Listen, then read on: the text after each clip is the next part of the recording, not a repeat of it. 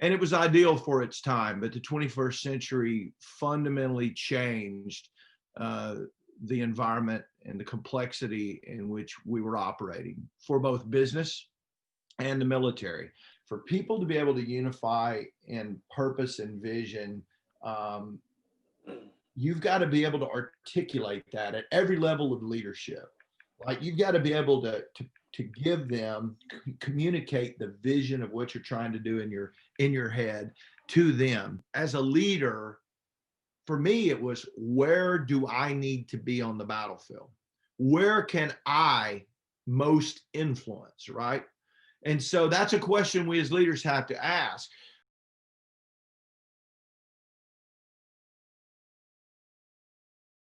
Well, it's exciting to kick off 2021, despite what the first week has looked like. It's going to be a better year. It has to be. So, and I'm excited just in what we've been talking about. You know, we have an outstanding leader with us today, Colonel Jimmy Blackmon, author of Pale Horse, Cowboys over Iraq, Southern Roots, which isn't out right now. I believe you're rewriting, and then another book that he's working on leadership as well. I loved Pale Horse. It's a different type of military book, and there are some tremendous lessons in leadership that he captured there, which I hope we're going to dive into some today, and especially in our Q&A. But Jimmy, if you got a few minutes, why don't you just tell us a little about your journey, what inspired you to go into the Army and that long career, and while there are a ton of leadership lessons in Pale Horse, which was Afghanistan, I'm sure there's a lot of learnings along the way that helped you hone and develop who you became as a leader, and then talk a little bit about what you're doing now to teach leadership. Okay, well, thanks for having me. I get quite a few calls to come on venues like this, and they're all a little bit different, but it's interesting to get on a couple of minutes before. And this was a lively group, so congratulations for Thursday. You know, it's Friday's Eve, and y'all are still fired up. So that's good. It's the Army inspired me to go in the Army. That's a funny way of putting it. It was a way out. I was a Mill Village kid. Grew up dirt poor in northern Georgia. The only thing I ever debated in high school was which shift I was going to work. The mill was a foregone conclusion.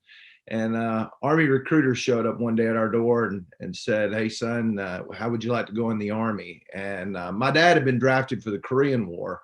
He went and did like 2.5 years, and wound up coming back. He put that old Eisenhower jacket in the closet, Corporal Blackmon. And when that guy asked me if I wanted to join the Army, I saw myself in that Eisenhower jacket as Corporal Blackmon, and I enlisted that day.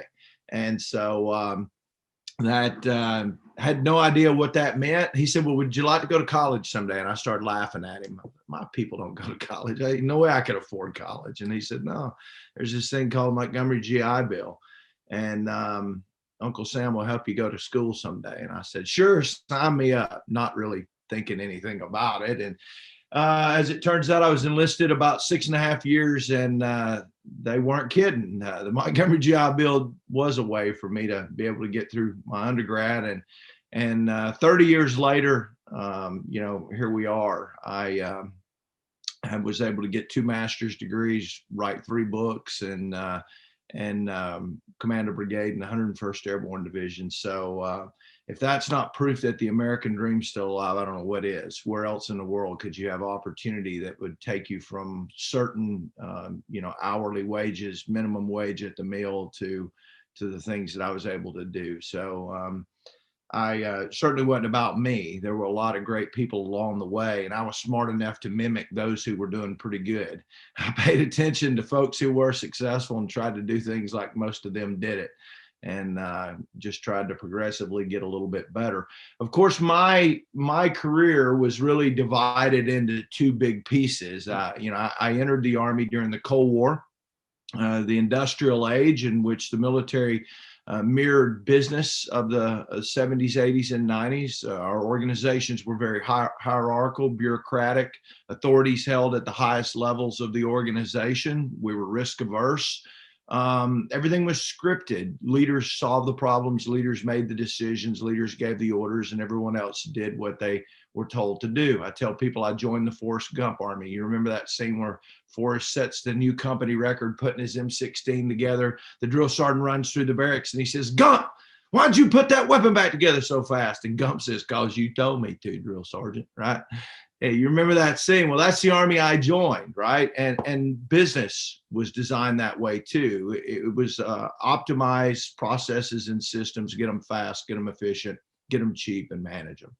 And it was ideal for its time, but the 21st century fundamentally changed the environment and the complexity in which we were operating for both business and the military.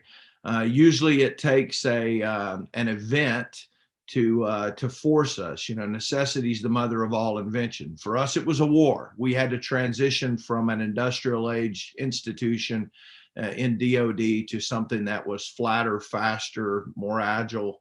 And it took a war to get us to do that. Quite frankly, I don't think there's any other way we could have done it. Businesses, similarly, some have been able to transition, some have not. And I can give you some quick examples. Nokia, anybody besides me on a Nokia phone back in the day? They were an engineering company. They made the best devices on the planet. How good were they? In the year 2007, they owned 46.8% of the market share. That's a good day. What happened in 2007? Steve Jobs walked across the stage with an iPhone in his hand. And they stuck to their strategy at Nokia. Stephen Elop said, we make the best devices, we'll win the game. So they didn't transition, they didn't transform, they didn't understand the environment they were operating in. In 2010, they owned 23% of the market share, still didn't hire a single software engineer, didn't get that the world had changed. In 2012, they owned 2.8% of the market share, and Microsoft bought them for a bargain. His famous quote was, "We didn't do anything wrong, but somehow we lost." We look at company after company that did this. You know, Blockbuster Video. You rented one of those lately? Probably not, right?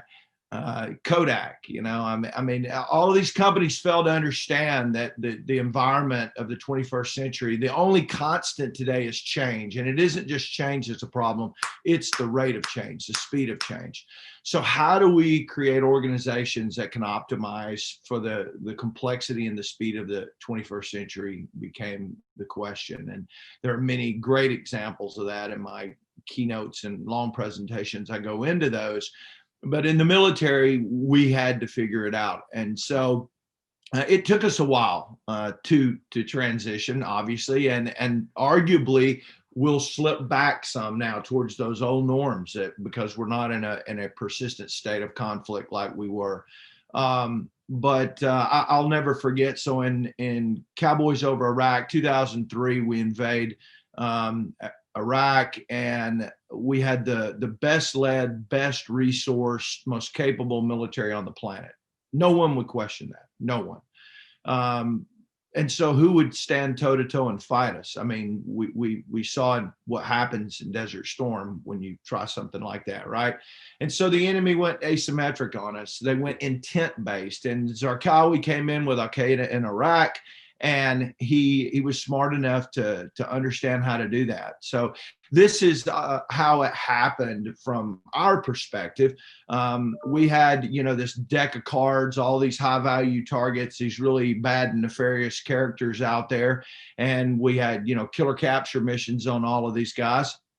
And so down at the lowest level, somebody would walk in and say, this bad guy's over here in the house. We'd confirm it, and he was there. So down at the lowest level, they'd start putting a plan together to kill or capture this guy. Maybe a 5-slide deck to land in his front yard, backyard, kick the door in, and go get this guy. We go, man, we got a really good plan. All right, let's go brief our boss. So we go over and say, hey, boss, there's a really bad guy over here in this house. We got a 5-slide deck to how to go kill or capture him. We know he's there. And he looks at it and says, man, this is a really good plan. But any good military plan has 10 slides, not 5.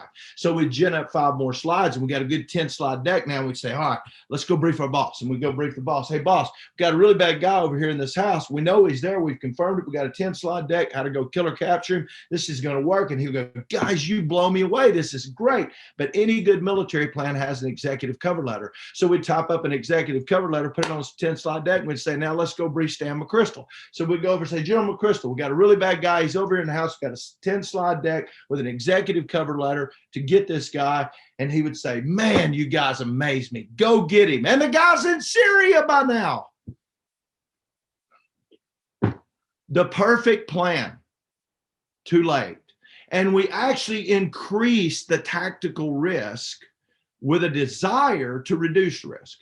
So we pulled all the authorities to the highest level of the organization. We were conditioned to that during the Cold War, the industrial age for business. And our desire was keep those authorities at the highest level so we don't mess up, so we don't incur undue risk. And the most senior experienced folks get to make those calls.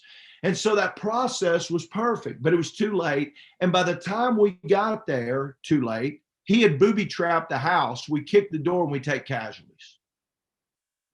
And so to General McChrystal's credit, he said, he walked in one day and said, we have to become more like the enemy. What? We got the best military on the planet. He said, they're faster, they're more agile, they're able to adapt. So Zarqawi now, how did he do it?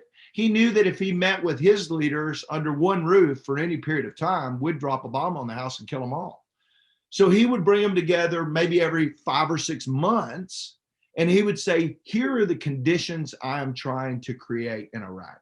Here's how I'm trying to vet the Sunni against the Shia to create a civil war. Here's how I'm trying to disrupt the Americans. I want to bleed them of cash and blood. Here's how I want to leverage Iranian technology and IEDs to disrupt them. Here's how I want to isolate the Kurds in the north. And then he would send them off, and they would independently make decisions based on unified purpose and intent.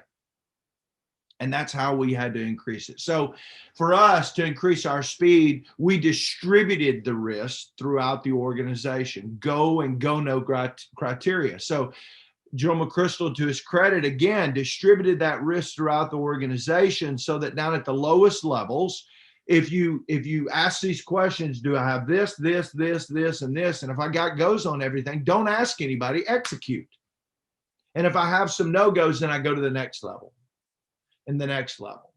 And so we went from banging 2 to 3 targets a night in all of Iraq to over 25 a night, just like that. And it was a game changer. We were able to speed up the organization. We trusted, empowered. He used to say, when he had a little banner in the operations center, it said, power down until it hurts. And that's what we have to do as organizations. Now, you have to be able as leaders to clearly give intent and purpose, right? We have to unify us with a common vision. Or if you just say, I want initiative, and we aren't aligned to a unified purpose, you get what I call stray voltage. You get initiative, but it's not tied to a unified purpose. And so we want disciplined initiative. We later came up with this term to kind of call this intent-based leadership mission command. And it was a struggle because some leaders, in fact, quite a few very senior leaders who grew up in that industrial age model could not let go. They could not transition. They were conditioned to hold in all of those authorities at their level. They couldn't trust and empower. Some of them were full of rhetoric. They talked a good game about trust, but I trust you to make that decision. Just call me before you do. So, fortunately, the younger generation obviously embraced it, liked it, and we were able to begin to transition a bit. So that's kind of the backdrop about what takes place in this book, Cowboys Over Iraq. It's a story. It's not a leadership book. It is, but it is a dialogue of, exactly what happened. You're there as one of the soldiers for the invasion of Iraq in that first year. And I was the COO of this organization, but the book is not about me. It's just told by me. My commander at the time was a guy named Steve Schiller, who was incredibly innovative, more than willing to assume risk. And Dave Petraeus was the commanding general at the time. He wrote the foreword for that book. McChrystal wrote the foreword for Pale Horse. And so Petraeus really implicitly trusted Steve Schiller and allowed him the ability to innovate and to we approach the helicopter like an infantryman would a rifle. If it's dark, you take a flashlight to the barrel so you can see, right? That's the way we focused on the tool, the helicopter, things that would never have been done. And the military industrial complex was not happy with a lot of it. We modified a lot of the equipment that they wanted proven in combat to get the outcomes we needed, innovative ways to increase power margins in a desert. And he really spread that throughout the organization. And what I mean by that is, I see organizations that may have innovative leadership, they're leaders, but everyone else is still conditioned to that old style. They don't want to make decisions. They always ask for permission. They're not always questioning our systems and processes. Steve Schiller was a guy who rewarded innovation, and every day he wanted everyone, no matter what your rank, position, title was, to come in and question our processes and systems. Why do we do that way? Is there a faster, more efficient, more innovative way of doing it? Is there an off-the-shelf piece of technology that would increase our capability as an organization? That's what we have to build, a culture of innovation and a decision-making culture at the lowest levels versus asking the boss for everything. We need initiative. So that's the backdrop for that one. Pale Horse, I thought, now, Randy, do you want me to stop and do Q&A as we go, or do you want me to go ahead and give you just a piece on that as well, and then we'll do Q&A from there the rest of the time? Yeah, I'd say just keep telling your story, and when folks have questions, type them in the chat, and we'll unmute you. Okay, sounds good. So I thought I would show you a piece of what I use when I do these leader development programs. This is, I need to share my screen here. Hang on one second. So what I'm going to do is share a battle with you that took place in this is 2009. So Cowboys over Iraq, they were written in reverse order. So I wrote Pale Horse in 2010, 11. This took place in 2008, 9, and 10. Then I wrote Cowboys over Iraq. We released it in 2020, but it was 2003. It was the invasion of Iraq. So they're in reverse order. So this is me as a task force commander now in Afghanistan, having learned the things I did in Cowboys over Iraq, done multiple. I did 2 tours in Iraq, 2 tours in Afghanistan, 2 tours in the Balkans. So now I'm in command and leading my organization. I've really been able to codify these things I've learned and try to shape this culture of initiative. But I use this battle to show you complexity of the 21st century battlefield. And the question I would ask you to think about is, what are the organizational characteristics you need to thrive in this type of environment? What type of organizational characteristics do we need to thrive in this type of environment? So this is just to give you a reference to where we're at Afghanistan. I give these presentations. I made a false assumption for a while when I first started doing this. I assumed that all of you paid attention in 6th grade geography class. That is not true. People in Des Moines, Iowa don't know where Afghanistan is, and they really don't care. Okay, so I had a problem to solve. I had to put a map in here. So this is not insulting your intelligence if you're up on geography. There's someone who doesn't know. So eastern neighbor of Iran, western neighbor of China, surrounded by ethnic stands. Now, what do we mean by that? Ethnic Turks live in Turkmenistan, Uzbeks in Uzbekistan, Tajiks in Tajikistan, ethnic Afghans in Afghanistan, but no such thing as an ethnic Pakistani. Of course, that was India. And when our friends and allies, the Brits, decided to go back and be an island state again, they drew a bunch of lines on the map. And those lines have been largely problematic in the late 20th, early 21st century. This line that they drew from China down to Iran was called the Duran Line because a guy named Mortimer Duran drew it. And in 1948, when Pakistan became a sovereign nation, that became the international boundary between Pakistan and Afghanistan. And he drew that line directly through the center of Pashtun tribal lands. So now with an international boundary, we've divided grandma, grandpa, cousins, nephews, nieces, the whole family. Today, if you go there, there are 1,000 donkey trails going across that border with constant 24/7 foot traffic going back and forth. Now, we see them as donkey trails. They see them as I-75, I-40, I-10. So you can see the complexity. This is the area that I went to that year on the APAC border. It was the valleys where the attacks of 9/11 were planned and rehearsed. It was the bloodiest piece of terrain on the planet. Randy said this book is different. It's a somber book. It was some of the most horrific fighting that my generation has ever seen. It's an area about the size of the state of West Virginia. And in the military, we got a rule. I saw a Beat Navy sign behind somebody there. So yeah, so you'll understand. We got a rule in the military. If you can't make an acronym up for it, you can't even talk about it. Right. So this quickly became known as the N2KL. And that's merely the acronym for the 4 provinces that make it up: Nuristan, Nangarhar, Logman, and Kunar province. I told you it was the bloodiest piece of terrain on the planet. To give you some sense of just how bad it was, since September the 11th, 2001, there have been 22 Congressional Medals of Honor earned in the global war on terror. 11 of them, half, were earned in just 2 of these Afghan provinces. And I was involved in the battles in which 5 of these were earned. So you can see a horrific area of fighting in northern Kunar, southern Nuristan province. Now, I can describe this terrain to you. I can show you pictures, but it's hard to really understand how complex it truly is without standing there. That's a 2-wheel landing in northern Kunar province. That was in May of 2009. That's the Kunar River Valley. There's a chapter in my book called Bar Alai. That tiny outpost right there, that little white dot, was an outpost called Bar Alai.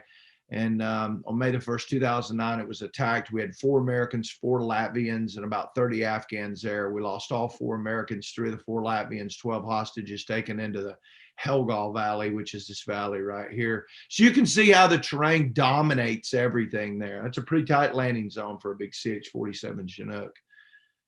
So I show you that to set up for this this complexity. I'm going to move through this pretty quickly, and then we'll just go ahead and take Q&A and talk about it. But this will show you the complexity of this area. There was an outpost at the mouth of this valley, and every afternoon, these guys would come down from this. This is a forest up here. It's about 10,200 feet above sea level. And there's no roads getting in there. The only road in this whole valley is this one. And so these guys would come down and pick up a Russian Dishka machine gun, 14.7 millimeter, and shoot down into this outpost. And the guy in charge there, his name was Sergeant First Class Enrique Ventura from California. He said, let's go up there and blow that gun up. We'll just take hand grenades, go blow it up. And they're not moving that gun. It's too heavy and big. And so they decided they'd walk in there and really just throw some hand grenades on it, blow the thing up, and it bombed some time. And so Sergeant Ventura took 15 guys. He was actually on this slope right here. I stop it so you can see this razor ridge line. It's really steep slope. They were going to go up this way, go in, find the gun, blow it up, and come back out. They get right in here, and there was a game changer in Afghanistan that we had to face that the Russians didn't, a piece of technology that everyone had, and that's a cell phone. It was a game changer. Everywhere we walked, everywhere we flew, everywhere we drove, they would count us off and just hand us off one to another with 2-way radios and cell phones. And so the enemy's there. Took him an hour and a half, 2 hours to walk in there. They're there. They hop up, and they immediately engage these guys. He takes 3 casualties right off the bat. One kid's gut shot, 1 shot through the hips, and a complete fractured ankle. I weighed 175 pounds when I went to Afghanistan. With all of my combat equipment on, I weighed 240 pounds. You don't throw 240 pounds over your shoulder and run 10 kilometers out of a valley under fire. So they're stuck now till we can get a medical evacuation helicopter in there. So he starts calling for mortars from his outpost. This is my little mortar man. This red arc is what we call the gun to target line. That's the path the projectile flies from the gun to the target. If you fly helicopters in this space, that is of vital importance to you. You like to keep up with where that's at. Had a team of Kiowas in the valley. I send him in. The air mission commander is really a project manager, okay? He's going to become the conductor of this orchestra that's going to play. He's got a helmet on with 5 radios talking simultaneously, 2 FM radios, a UHF radio, a VHF radio, and a satellite radio. He starts flying and fighting, of course, the enemy, getting shot at. He takes over calling for the mortars here and artillery, talking to Sergeant Ventura on the ground, me back in my operations center. That day, Scott Stradley was the first guy in. The enemy got a full magazine of AK-47 rounds into the front of the helicopter, shot out all the plexiglass. So now he's got a 100-mile-an-hour wind coming into his face as well. He decides he needs more artillery, so he starts calling for 105-millimeter artillery from about 8 kilometers away at a place called Blessing. And now we got 2 gun-to-target lines. We had a team of Apaches on another mission. I called them and said, get there, get in the fight, take all direction from the project manager. They do. He tells them, you guys stay 500 feet above the ground and above. We'll stay 300 feet above the ground and below. That'll give us a 200-foot separation to deconflict this airspace. By the way, there are 2 gun-to-target lines, and there's the enemy, and they began attacking the enemy. He decides he needs yet more artillery, so he starts calling for 155-millimeter artillery from Asadabad, about 14 kilometers away in another valley. So now we've got 3 gun-to-target lines, 3 different artillery pieces shooting. He's firing and directing that, coordinating airspace with these guys, flying and fighting his own airplane, getting shot at, talking to Ventura on the ground, monitoring the state of the casualties, talking to me, trying to visualize how he wants to manage the crisis and set the conditions to solve this problem. We've got to get the wounded out. But the Air Force likes medals on their uniform too. So you got to let them come play, drop some bombs to get some gun runs. That's funny. I don't care who you are, okay? Air Force jokes all day long. So now we've got a pretty complex thing going on. But meantime, I've sent the medical evacuation helicopter up there. They're loitering in the mouth of the valley, again, waiting for him to set the conditions to manage the risk to get them in. He does. He tells them, come in. But he tells the medic, there's nowhere to land. They're on this steep slope here, and he says, there's no way you're going to get this helicopter on the ground. You're going to have to be hoisted in on a cable. So Emmett Spractus is going to be lowered. That is Emmett Spractus, another California native. He's going to be lowered on this cable. This guy's operating the hoist 80 to 90 feet below the helicopter in flight and inserted into the middle of that battle, like a piñata hanging below that helicopter. Emmett would do 5 hoist medevac missions that day in and out of that battle. He earned the Silver Star that day, but he got him out. Now I said 5. He brought the kid who was gut shot. He brought the fractured ankle. He brought the hip shot through the hips, but he brought 2 heat casualties out as well. Now we got a new problem. They're running out of water and ammunition. They've been there all day. So one of the guys innovatively says, let's take body bags. We'll stuff it full of magazines of ammunition already loaded and bottled water, and we'll fly over in a helicopter, kick it out to resupply them. Sergeant Ventura on the ground says, that's a great idea, but you've got to bring me some fresh soldiers. My guys have been here trying to stay alive with their head behind a rock for hours. I need some fresh soldiers. So Smoking Joe McCarthy, a New Jersey native, he flies to where this artillery is being fired. He picks up 5 guys in the 2 body bags full of resupplies, brings them back to put them in. But I told you, there's nowhere to land. So Joe has to do a one-wheel landing in the middle of that battle to get those guys in. So Joe gets them in that day. We rotated 4 scout weapons teams through that. So there's a project manager in each one of these teams.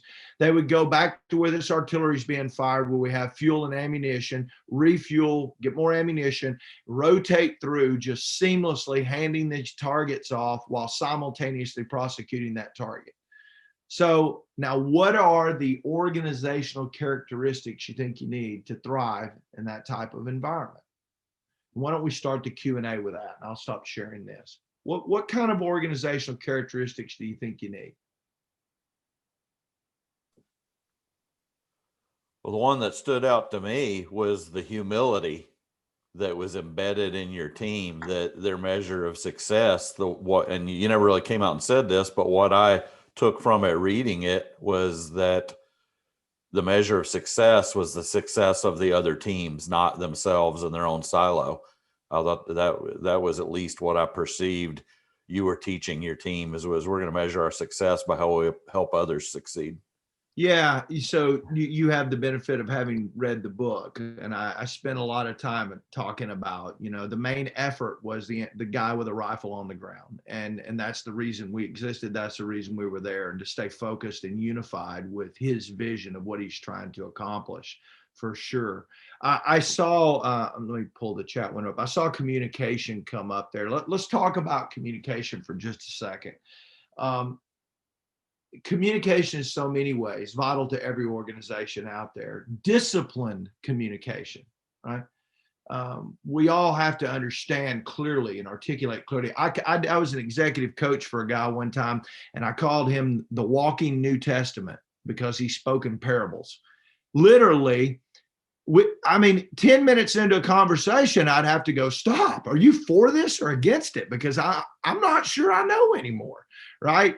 Very, very troubled guy. And his guys would listen to him. He'd be emphatic, but he wasn't clear. And they'd walk away asking each other, do you think he really wants this? Or do you, unsure. So very clear communication. That project manager, he is envisioning the conditions he's trying to create to solve this crisis. He has to be able to articulate that in a way that you and I can share that vision so that we each understand our individual role in the overall or the greater picture or what, project, whatever it is, right? When I was a kid growing up, there was a commercial on the television all the time, and it went like this. When E.F. Hutton speaks, I see lips going crazy. Yeah, everybody knows that, right? It stuck. It worked. Whoever the marketing chief was won that battle. E.F. Hutton speaks, everyone listens. People listen, right? Well, when that project manager speaks, people have to listen. They have to understand what we're collectively trying to achieve. He has to unify us in vision and intent. And then everyone does their part. And we have to have, of course, trust and everything, right? But communication also, every organization I've ever been in has that guy that no one has ever told that there are times it's okay not to talk. So he does, right? And he doesn't stop, right? You're like, there has to be a point. Can you get to it? So disciplined communication on the radios. There's a lot of information that needs to flow, right? The processes and systems for that communication to flow. Think about this. My logistician is sitting back at Jalalabad. He's thinking to himself, okay, they're going through a lot of 50 caliber ammunition and 2.75 inch rockets. How much do I have at Asadabad? What's their rate of consumption? Where can I resupply it from? Can I move it by air or ground? How long will it take me to get it there? So when must that decision be made, right? My surgeon, he's sitting back there and he says, okay, they're taking all these casualties to Asadabad. I've got one surgeon and 3 beds. I've got 2 heat casualties, a kid who shot through the hips, 1 through the gut, a fractured ankle. Do I need to backhaul casualties to free up bed space? Do I need to send another surgeon forward? Do I have enough blood and of the right type? Look, I've stood on a flight line, 5 of us abreast with a needle in my vein, holding my own blood bag, giving blood with a helicopter, rotor blades turning right there. A medic run down the line, snatching bags of blood out of our arm and dive on a helicopter to fly it somewhere because we had someone bleeding out and we didn't have enough blood of the right type somewhere. All of that information has to flow throughout the organization with disciplined processes and systems. Now, all that's going on. Can Jimmy Blackmon make all of those decisions? I see some heads shaking now. No, but some of my peers sure did try. Why? Because they grew up in that Cold War hierarchical bureaucratic institution that I did, and they couldn't let go. Now picture this. I'm sitting in Jalalabad with 6 HD TV screens on the wall in front of me. I have 2 unmanned aerial vehicles loitering over that valley with full motion video. I have a bird's eye view of everything in that valley. I can hear every radio they make, even one to another on satellite radio. Everything has an embedded GPS. I can see it move in real time on a moving map display. The overwhelming urge to think that I have perfect situational control and then to insert myself into that battle was more than many of my peers could handle. And so they picked up a radio and they called that project manager in the battle trying to do crisis management. And they began saying things like, hey, are you seeing this? Where are these guys going? What are they doing? And what did they create? Complete chaos. And now they've got a guy trying to handle crisis management focused on his boss 50 kilometers away. And I very candidly told my peers who did that, if you insert yourself into that battle from 50 kilometers away in Afghanistan, you failed your team before you ever went to Afghanistan. Why? Because you failed to understand your people in terms of talent, maturity, potential, judgment, and then get the right person in the right seat on the bus with the right portfolio and the right authorities. That's Jim Collins' Good to Great 101, right? Right person, right seat with the right authorities.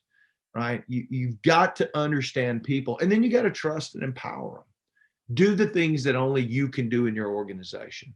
I meet a lot of business leaders who are the smartest, most competent and capable sausage makers in the business. The problem is they're still making sausage, and they need to become organizational leaders. And that means you have to train, trust, and empower your subordinate leaders, right?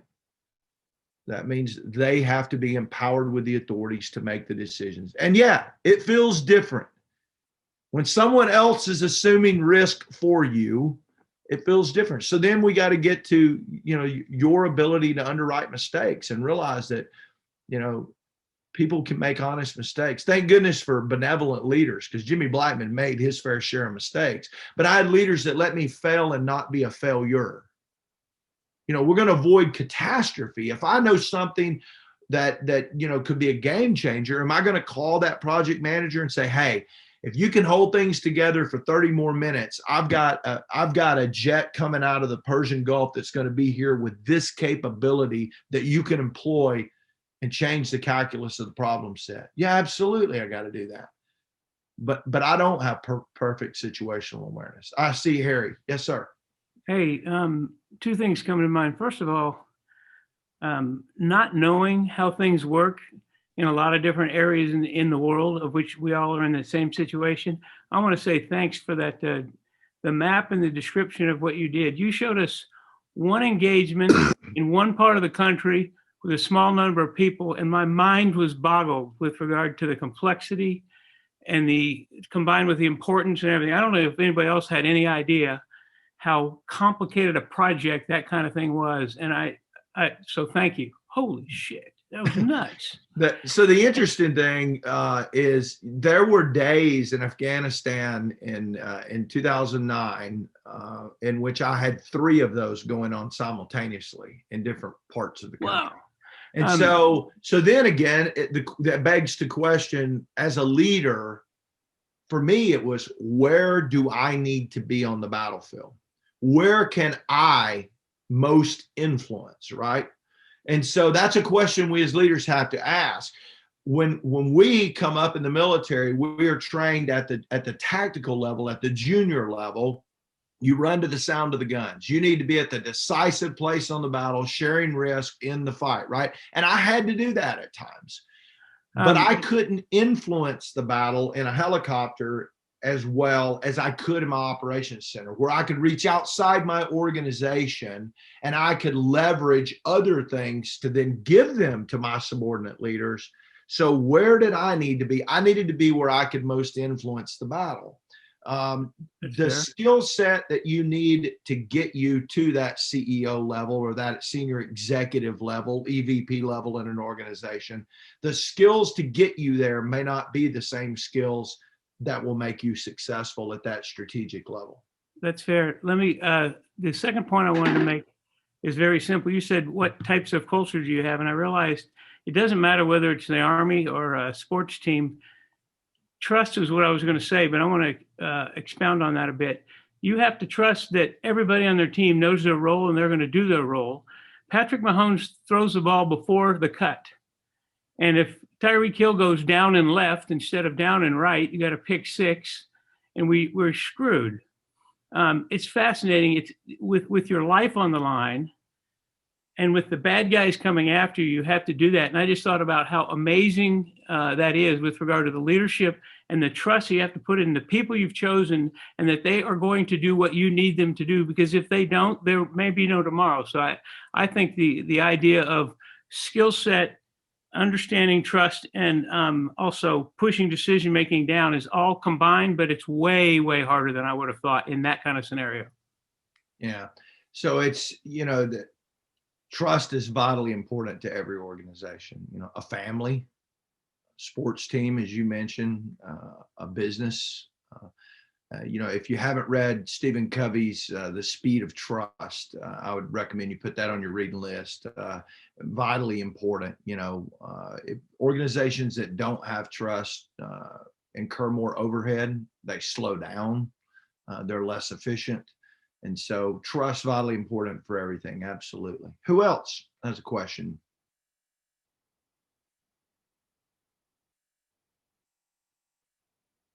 I had a question about the tipping point. So obviously culture is something that changes over time when you're shifting from the command and control to a more empowered type of leadership. So what are the signs, or what are the, I guess, the markers along the way that give you a clue that you are making those shifts? And is it possible to make those shifts without a leader at the top who, does that leader have to be the driver of it, or can people in the organization start to make the shift without that top person getting it? Yeah. No, great question. It's been extremely difficult without leadership doing it. Stephen Covey says you can change structure overnight. They may mutiny on you, right? Change the way they think first, and you can change the structure any way you want to. Culture is very, very challenging to change in any organization. It's interesting. It was a campaign plan for me as a leader, and obviously that's at the top. I championed those who used initiative. I had to find what I call small victories, and then I used them as poster children for, look what so-and-so did. I'd give them an award. I'd recognize them in front of leaders as much as I could to reinforce the behaviors. I'm working with a Fortune 500 company. I've been with them for over a year with all of their very senior executives. And it's interesting. They're trying to transform. They're going through transformation right now. They're in the wealth management and banking industry. And they, one of the first things we did was we said, what do transformational leaders look like? Let's describe what a transformational leader, what are their attributes? And I took them through that, and they defined them and everything. And then I said, okay, now let's start identifying folks in our organization that have those attributes. And this happened in the summer. Then in fall, November, it was time to do promotions to EVP in the organization. And they're having this discussion about a list of folks that have that they're considering for EVP, to promote them or not. And they get to this one female who is a rock star, and they all are just raving about her. They're like, she is the poster child for what a transformational leader is. She's got like a 143 IQ. She's a genius. She's this brilliant woman who personifies exactly what they want. And they go on for 10 minutes about her. And then one person in the room says, yeah, but she's only 40. And they go, oh yeah, she's only 40. And just like that, they're like, she's not old enough to be an EVP, because we've always done it this way. You got to put your time in. And I just started laughing. I'm like, if you want to send a message, you got to tip, as you said, Malcolm Gladwell's tipping point. Yeah, you've got to show people you mean it. It's not just rhetoric, and that means you've got to do things. Promote her, and they did. They promoted her, and everyone saw obviously that, okay, this was a one-off. Normally, you got to be 50 years old to make EVP in this organization. She's a decade early. Why was she picked? Well, everyone knows why she was picked. She's the smartest person in the room. She thinks differently. She challenges all of their status quo. She challenges all of these things because she's very innovative and forward thinking. And so you have to pick those things. And that's why I said it's a campaign plan. I literally sat with my team and said, what are the things we can do over time that will demonstrate an action, not just us talking about it, but that will demonstrate that we are changing, that we're transforming. Thank you You've already so much. realized that you don't ever get a short answer with me. So. No, that was fantastic. Thank you so much. Let's go to Marilyn. Well, first of all, I want to thank you, Jimmy, for what you've done for our country. It's pretty amazing. And I certainly, even though I come from a military family, I learned a lot today. But and I also want to tell you that you're absolutely right about what you're trained for does not necessarily mean that you're going to be trained for the position that they move up to. I know it happened to me. Okay. But the question that I have is that the leaders that were there before you, the person who had your position before you got there, were there things that you had to overcome? And if so, how did you do it? Yeah. So fair question. The guy that preceded me in that organization was a friend of mine. I'd known him for years and years. He had different strengths than I did. He spent his entire career in a special operations, very small unit with very senior folks that were handpicked. And he was very tactically oriented. So those pilots, he had focused on those teams that were executing. And so when I came in, he was very transparent with me.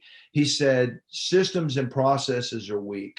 The staff planning is weak. Campaign planning is weak because I did not focus there. And I very quickly realized he was spot on. He saw himself in the organization very accurate. And so for me, it was an economy of effort in terms of the tactical piece. I knew they were trained well. I knew they were going to be able to execute on the objective. I spent the majority of my time focused on this culture. Now, you can execute. Don't call me and ask me permission to do everything. Use initiative and execute. Go. And then I was able to focus on how do we resource them systematically? How do we do what we call the intelligence preparation of the battlefield so that they go out with a better understanding, not just of that bad guy, but what's going on regionally, what's going on, how are they funding the insurgency, what are the routes they're using to get weapons in and out of country, I guess the graduate level work to the tactical piece. That's what I focused on. Now, you didn't ask it, but you could get very quickly to the point of, okay, how did my boss feel about that? How did those above me feel, right? Leading up, I get that question a lot. My boss during that period was an interesting guy. He was very career oriented. The day he pinned on colonel, he marked his calendar for when he would be eligible for brigadier general. He was very risk averse, and I made him extremely uncomfortable with some of the risk I was willing to assume. But he liked getting credit for the things that were going well where I was assuming risk. And he, of course, got credit for those below him, right? His boss, the general officer at the time over Afghanistan, was a very good friend of mine. I'd worked with him for years, over a decade. And so my boss wasn't sure about that relationship, but he knew that the general over Afghanistan was comfortable with me assuming risk and blowing off some policies, quite frankly, because I was getting success and he liked getting credit for it. So he chose plausible deniability. La, la, la, la, la, la, la, la, la, la. I know Jimmy's doing this stuff, but I don't keep someone between me and him. That's what he chose to do. And, you know, it was interesting because my wife is the one that told me one day, she said, you know, if something goes wrong, he's throwing you under the bus. And I said, look, at that time I shaved. I said, I got to shave my face every day and look myself in the mirror. All I can ask is, you know, my litmus test is, did I make the right decision given the situation I was in and what I understood? And if I can do that, I can live with the outcome, you know, whatever the consequences are, knowing that I may get it wrong. I certainly made my fair share of mistakes. Okay. But I've got to make the right decision for the right reasons. I could not live with myself saying I made the decision wondering because I was guessing at what my boss wanted. Do the right thing for the right reasons. Who else? Let's go to Frank.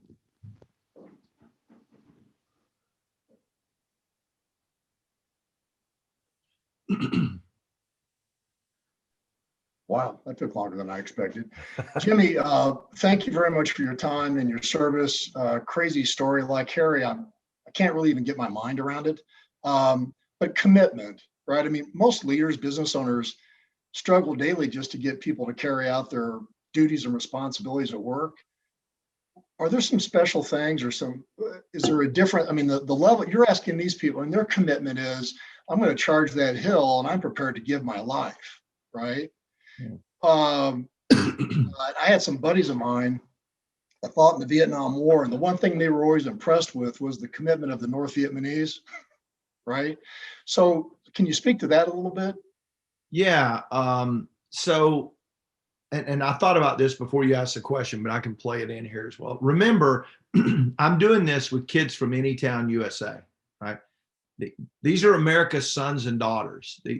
Did we train them and have we created the conditions for them to be the best they can be? Yes. I tell people this, we came back in 2009. If you read the book at the end, you'll see we swept every national award that's given in DOD. We were the first unit in Army history to win both the LSD Parker Combat Aviation Unit of the Year and the Army Aviation Association of America Unit of the Year. We had the Air Land Sea Rescue of the Year, the Aubrey Red Newman Leadership Award, the Technician of the Year. I mean, we swept these things. And then I say, did Jimmy Blackmon turn a single wrench, pump a gallon of aviation fuel, or stop someone from bleeding out on the battle? No, I didn't. All I did as a leader was create the environment where these young men and women could be the best version of them they could be. They already had the ability. All I did was create an environment where they could maximize their potential, maximize the potential of every individual on the team, the end result of which is we maximize the potential of the organization itself. And so these kids that are working for you, kids for, you know, Anytown, USA, same one. So yeah, what do we build? We build an organization that they want to be a part of. Before COVID, I was in Silicon Valley quite a bit. And leaders out there would tell me, these guys try on jobs like changing clothes. Literally, they interview you. You don't interview them. They'll come in and say they're highly capable, their skill sets are amazing, and they'll walk in and say, I'll take the job, I'll give it 3 or 4 months and see if it's a good fit. If it is, I'll stay. If not, I'll leave, because they know they'll get hired next door. So they ask me, how do you shape a culture with a revolving door like that? And I say, create something they want to be a part of. Create something that they don't want to leave. And so, you know, at my firm, at my consulting firm, that's what we focused on. Let me pull a slide up here and I'll show you how we, some things that we have done that seem to have resonated and made a difference. Well,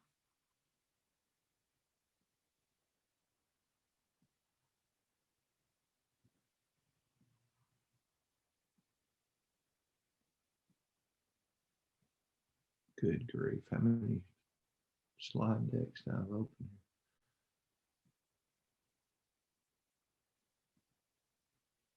So we focused on, you know, when we talk about build something they want to be a part of, you know, our purpose, our vision, and our mission, and then how do we live that? So we started with our purpose Why do we get up and go to work every day? We believe everyone deserves to realize their full potential. Everyone, no matter what you do, no matter where, famously, there's a story of Jack Kennedy going to Houston, to NASA, when we were trying to put a man on the moon, and he had his entourage around him, and he saw a man walking down the hall with a mop in his hand, and he told his handlers, stay here. And he walked over to this guy and stuck his hand out and said, I'm President Kennedy, what do you do? And without batting an eye, you know what that guy said? He said, Mr. President, I'm helping put a man on the moon. He was the janitor. He had just cleaned the bathroom. I'm helping put a man on the moon. That's what he said. So how do we build something where people come in and they feel like they're making a difference?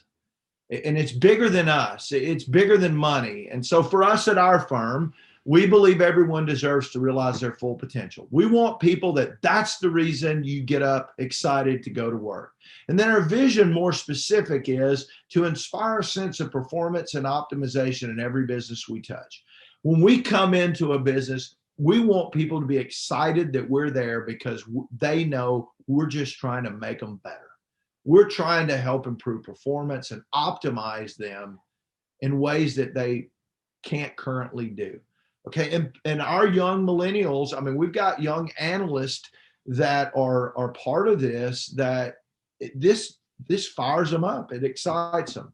And then, our mission is the what we do, very specific. We help our clients realize their business potential through superb leadership that optimizes people, processes, technology, and transforms data into action. And so for us, this is the foundation of everything we do. And all of our employees, we talk this all the time. And we're in a position where when we're interviewing people, we bring them on as a 1099 first. We don't just hire them. Let's put them on a project and see, if it's a good fit or not. We, in terms of we hire for culture, not for a job description. None of you have a job in your company, I would argue, that is so sophisticated that you couldn't have brought a resume today, and all of us sitting here review that resume and determine if that person is technically capable of doing the job. Do you not agree? The question is, do you want that human being in your company? There's a difference, okay? Do you want that human being in your company? And so we put them on projects and we try them out. And after a while, we tell them up front, maybe, it may not be a good fit for you. You may not like us. But we've got to, we then build that foundation with them of this is what we're all about. This is what we get up to go do. We're making a difference in people's lives. That fires us up. And if it does for you, it might be a good fit. And if it doesn't, it probably won't be. Now, I know every industry is different, but you've got to find ways of going about making it more than a job and coming to work to collect a paycheck. That doesn't inspire anybody. That didn't fire me up, And I don't think that fires you up, or you wouldn't be here. Why do you come here on Thursday morning to listen to some talking head, right? You're getting something out of this that motivates you. There's something about this.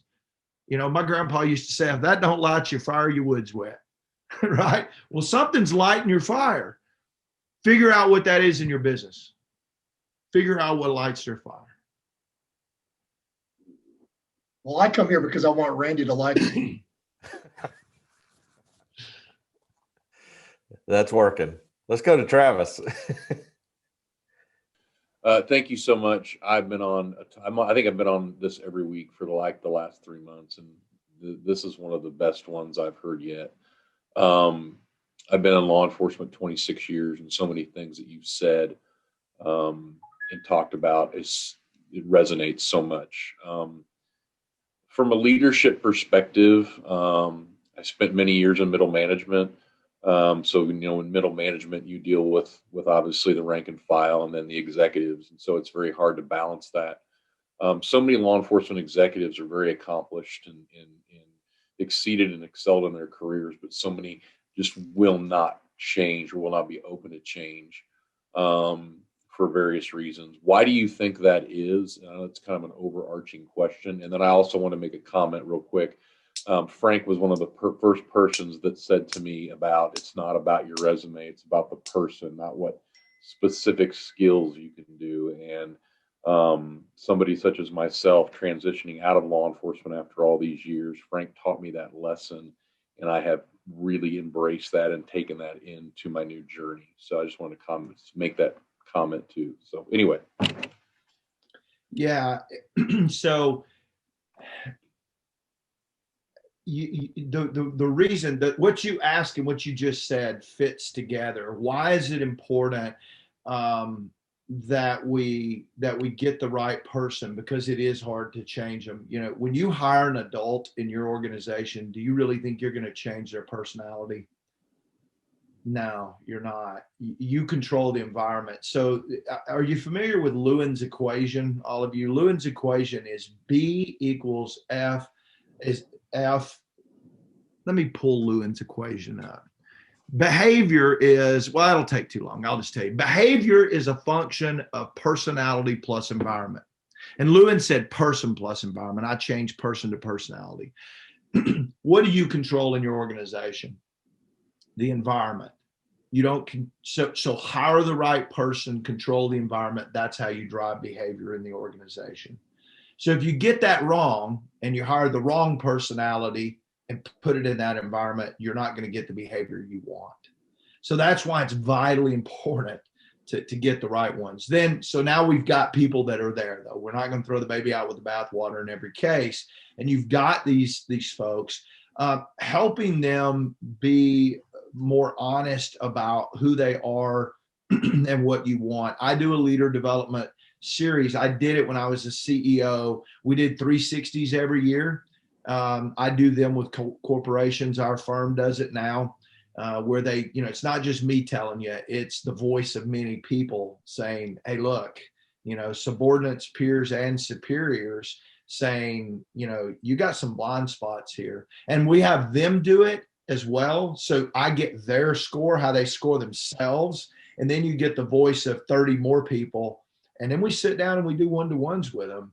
And I've seen it all, from denial to excuses. And, you know, I'm the guy that gets to call them on it, you know, tell them when they're full of shit. I had made a suggestion that when doing promotions, we do a peer board. And so you bring in everybody in that position, such as a sergeant, you bring in, and you have all the sergeants discuss all the candidates. And they thought that was the craziest suggestion they'd ever heard of in their entire life. We did the same thing. So I showed you what my project managers, my air mission commanders are what we call them. I show you what we did. We did a board with them. Everyone flew with them, came back and gave feedback. And then we put them in front of a board for that. We did the same thing for pilots in command, which is just essentially you can have the keys to the car to go fly the airplane without, you know, a senior guy with you. Same thing. We did boards with that. And we weren't trying to beat them up and be brutal, but what I told them was, number one, you represent our organization. Same in law enforcement. We're going to live with the decisions you make day to day on the street. You represent us. And in that uniform, you know, there's no hiding it. And so we have to collectively know that we're choosing the right people to represent us, and that we're willing to accept that they're going to make mistakes, but that as we give you charge over more people, we make you more senior in our organization, middle managers, that we're all okay with that, and that you're the right one. I'd ask you this in your organization: do you promote? Now listen to what I say and think about it. Do you promote based on performance or demonstrated potential for increased responsibility? If you say the latter, you're a unicorn. It's the latter. It's the latter, and it's so simple, but yet people don't grasp it and understand. No. It drives me insane. We promote based on performance. We say you were the best foreman, so we're going to promote you to project manager. You were the best project manager, so we're going to promote you to superintendent. And so the Peter principle is alive and well in all of our organizations, right? We promote them till we realize we promoted them out of their skill set, and they don't have the skills to do the job we put them in, and we hurt our organizations. And so it's those conversations that you mentioned, Travis, and those boards where we sit together, we should be saying, what's the skill set required to do the job we're wanting to put them in or the promotion we're wanting to give them? And do they have it? And how do we go about determining if they have that skill set? There are a lot of ways to reward performance. Promotion may or may not be the right one. Correct. Thank you. I think Chris might have some questions or comments just about that interview process. I didn't really, I guess, have any more questions about. I like this train of talking and thinking as far as interviewing and hiring in people. I'm a big fan of the whole thing of making sure there's the old thing of this comment you're just talking about of promoting people right out of their positions happens all the time. And one of the tools that I also like is something Gino Wickman has is a people analyzer tool where you basically grade out their core values, whether or not they are aligning with the core values. And then he uses a terminology of get it, want it, capacity to do it. And that's basically whether or not they currently get the job they're in, whether they want to be in the job they're in, and then whether or not they have the capacity to do the job that they're in. And I think a lot of times you get people, like you said, you promote them up in these positions where they're at, and then they don't actually get there and they don't actually want to be there, or they don't have the capacity to do that job anymore, and they're out of their skill set. They're not working in their strengths anymore. Yeah, there are a lot of tools out there. I would caution against just the tool. We have to try and really get to know them personally as much as possible. A lot of companies use a Myers-Briggs and things like that, and these are tools. They're not perfect, and so it's important because once you hire them, then now they're there, and it can be incredibly challenging and costly for turnover in terms of, if we get it wrong. So it's that important. There's hundreds of assessments and tools, and you're right. You're hitting the nail on the head exactly. That there's just another tool in the toolbox, and you should never put all the leverage, everything about just what the tool says, because that's not going to get you what you want either. Yeah. Thank you very much. Great presentation, just fascinating information, and thank you so much for your service. You bet. Thank you. I want to finish with just one little question that kind of came to mind as I was thinking about that chart you had, and you showed the complexity of all the activity that's going on in the workspace. And you don't have a command and control environment there over most of those things in that picture. So it's more of a leadership by influence than a leadership by command, because you had Air Force, you had 10th Mountain Division, you had 101 under you, but you had neighboring outposts with artillery. How do you teach that transition from command and control leadership to influential leadership? Yeah. So we began trying to kind of codify it. We did a bunch of workshops on what it needed to look like, but the workshops, you're just trying to get them to understand that okay, for people to be able to unify in purpose and vision, you've got to be able to articulate that at every level of leadership. Like, you've got to be able to give them, communicate the vision of what you're trying to do in your head to them. I will, let me see, I will give you a visual that I used to try and show them in mine. I think it's in this one.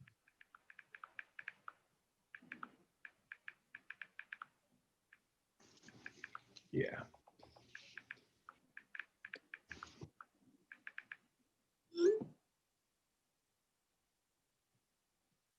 So in Ranger School, in Ranger School, the last mission, the very last mission of Ranger School. My next book is about Ranger School. It's done. it tells this story.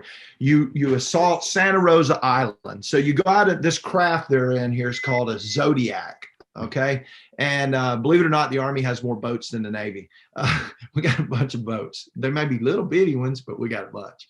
And so this is a Zodiac, and they teach you how to row this thing, how to work together and everything. And the guy in the middle is called the coxswain, and he's given the commands to get everybody to row this thing where we need to go. And you row all night long from out into the Gulf to Santa Rosa Island and assault an objective out there. And so this is the way this thing goes. Everybody gets in it. The coxswain gives the command to give way together, and everybody starts rowing. And these guys on this side, they row, they put their back into it, and they row pretty hard. These guys over here give a meager effort, and that boat just turns left immediately. And the coxswain tries to get everybody to get together here. And well, these guys realized they rowed too hard, and over on this other side, they didn't row hard enough. So now they row hard, and these guys let up a little bit. That thing turns right again.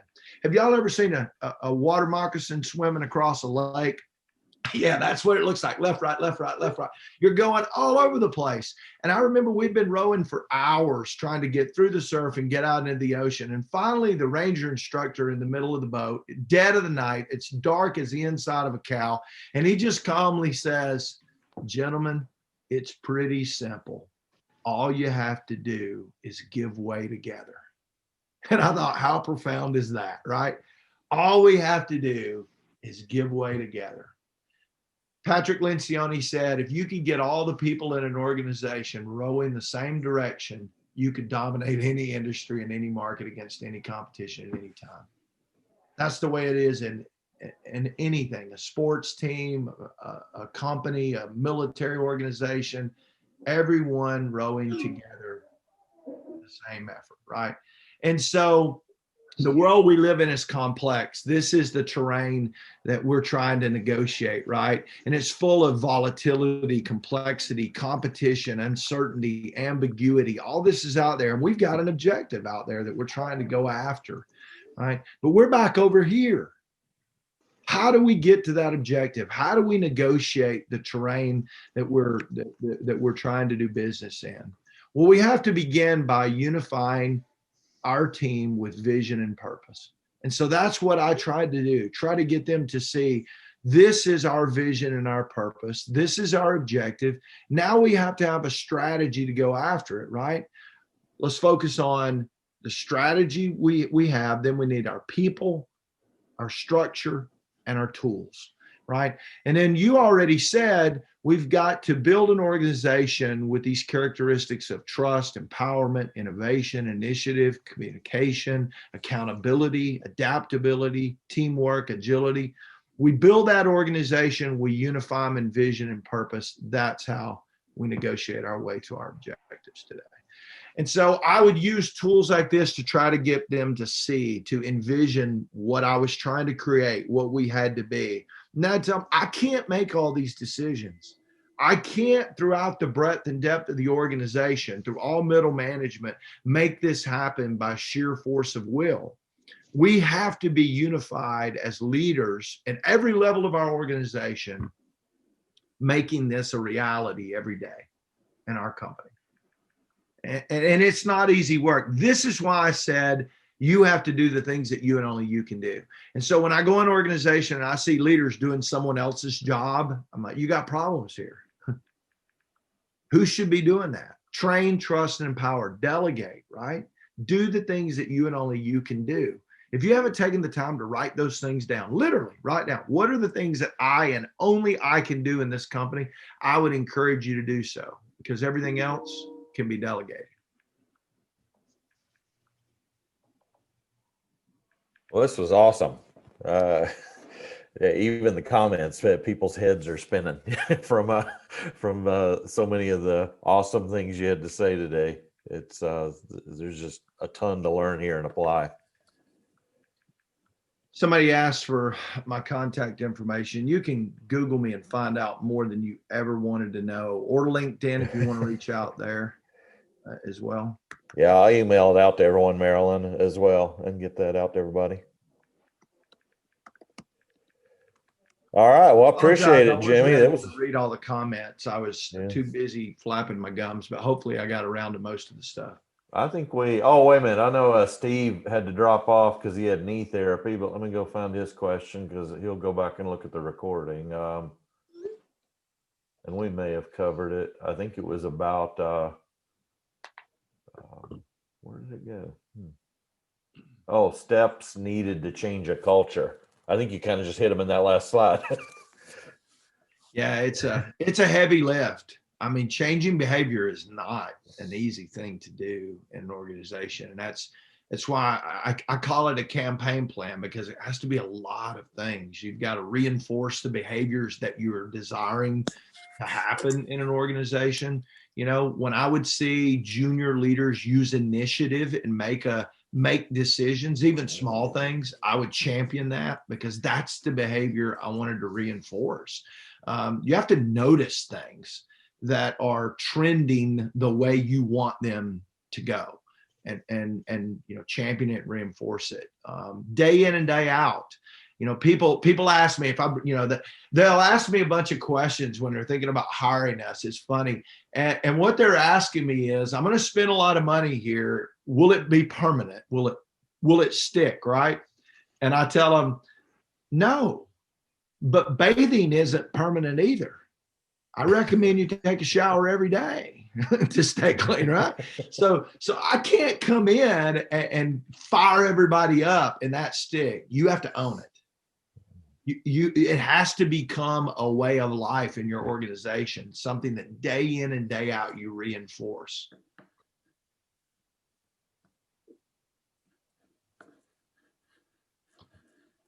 All right. Well, I appreciate you having me. It was fun getting up on a Thursday morning to talk to some business leaders, and my best to you. If I can ever be of help, feel free to reach out. This was awesome, Jimmy, and I hope we can do it again sometime.